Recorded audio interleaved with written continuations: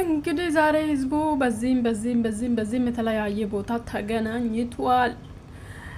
ሄርሜላ ከዴቭ ጋር፣ ኤፋ ከቡዜ ጋር፣ ሩታና አብርሃም ከዳኒ ጋር ተገናኝቷል ማለት ነው። ዌልካም ባክ ሁላችሁም እንኳን ደህና መጣችሁ። እና ዛሬ ከመጀመሪያ ከሄርሜላ ልጀምራችሁና ሄርሜላ ምን አለች?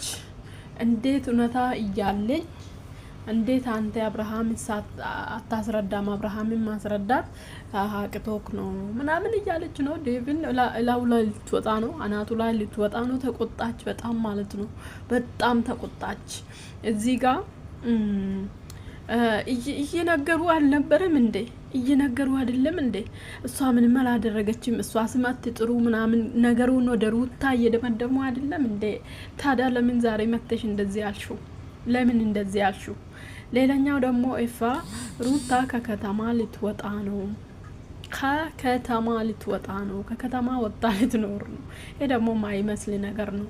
እየጽ ወጣ ነው የምትኖረው። ለማን ብላ ነው ከከተማ የምትወጣ? ሊዛን ዛ የሚፈልግ ከከተማው መውጣት ይችላል። የሚፈልግ ይሸሻት ይችላል። ምክንያቱም ተከትላችሁ እኮ ነው የምትሄዱት። ብትወጣ ራሱ ሩታ ተከትላችሁ ነው የምትሄዱት። ምክንያቱም ሩታ ያለችበት ቦታ ነው ገንዘብ ያለ። ሩታ ያለችበት ቦታ ነው ስራ መስራት የምችሉ።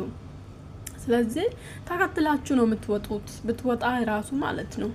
ስለዚህ እሷም የት ትወጣለች? ህፃን ይዛ የትም አትወጣም። አትዋሻንትም ማለት ነው። ያው ሁሌ ውሸት ነው። እውነት ተናግራችሁ መቼ ታውቃላችሁ? በተለይ በቅርብ ጊዜ ከነ መጀመሪያ እውነቱ ተናግራችሁ ታውቃላችሁ? እኔ ምን አውቃለሁ? እና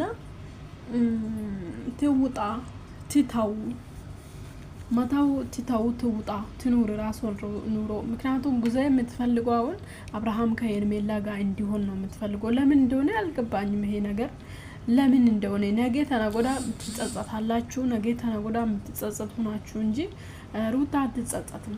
ምክንያቱም ሺስ ስትሮንግ ውመን ሺስ ቬሪ ሃርድ ወርከር ስትሮንግ ሴት የትም አያገኝም። ንጹህ ልብ ያለ ሴት ንጹህ ልብ ስላላት ነው አብርሃም ጋር ውጣ ውረድ ወርዳ እዚህ ደረጃ አደረሰችው። አንዳንዴ እኮ አመስግኑ እንጂ አንዳንዴ ማለት ነው።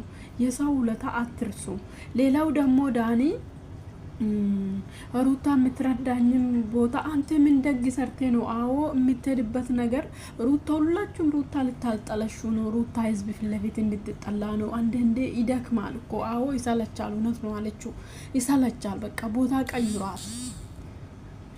ቀይሯት እስቲ እናንተ የሷ ቦታ ሆኑና ተውኑት እስቲ አንዳንዴ ማለት ነው። ምን አለ እሷ ሁልጊዜ የምትወቀጥ ኮሜንት ታያለች፣ ኖቲፊኬሽን ይሄዳል ታያለች፣ ቪዲዮ ይሄዳታል ታያለች። ይሄ እኮ ይሰብራል እኮ።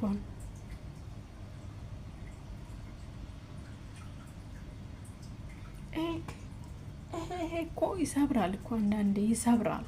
በጣም ነው የምሰብረው በቃ። ምክንያቱም እንደዚህ መሆን አልነበረባችሁም። እንደዚህ መሆን የለባችሁም። ሁልጊዜ እሷን መውቀት፣ ሁልጊዜ እናንተ የምትነጋገሩ ንግግር ራሱ መቆጠብ አትችሉም። በጣም የሚሰብር ንግግር እና እሷ ዞር ስትል እኮ እንጀራቸው ገመድ እንደሚዘጋ ይወቁ። ማን አባታችሁ ነው? አሁን ጽጌ ከናንተ እንትን ወስታ እንዴት ሰላም አግኝታ እንደምትሰራ ማለት ነው። በሰላም እንኳን ወጣች ከናንተ ኳታ ከናንተ ጋር ኳታ እንኳን ወጣች በእውነት። እና አብርሃም ደግሞ ሩታ አሁን አብርሃምም እውነታው ሩታ እንዳደረገች ብሎ ነው ምስለው። አሁን ታውቋል እንዳደረገች አድርጎ ነው ምስሏት። እና ሁላችሁም ደግሞ ታውቃላችሁ ሩታ እንደዚህ ያንን ነገር እንደማትሰራ በጣም እንደማትሰራ ማለት ነው ታውቃላችሁ። ምክንያቱም ፊት ለፊት የሆነ ሰው ምንም ነገር እኮ አይሰራም። ፊት ለፊት ሩታ ሁሉ ጊዜ እንደ አብርሃም ምናምን በድብቅ አትበቅልም። አብርሃም እኮ የሚበቀለው በቀል በድብቅ ነው። ምንም ሳያደርግ በቀሉን ብቻ ነው የሚያሳየው። እሷ ግን እሰራልሻለሁ እያለች ነው ፊት ለፊት የምታደርገው። እየተናገረች ነው የምትፈጽመው። ስለዚህ በቃ ለምንድን ነው እንደዚህ የምትሆኑት? በቃ ለምንድነው እንደዚህ የምትሆኑ? እሷን ማቆሸሽ፣ እሷ እንድትጠላ ማድረግ አለባችሁ? የለባችሁም እኮ። ሰብስክራይብ እያደረጋችሁ አበረታቱ።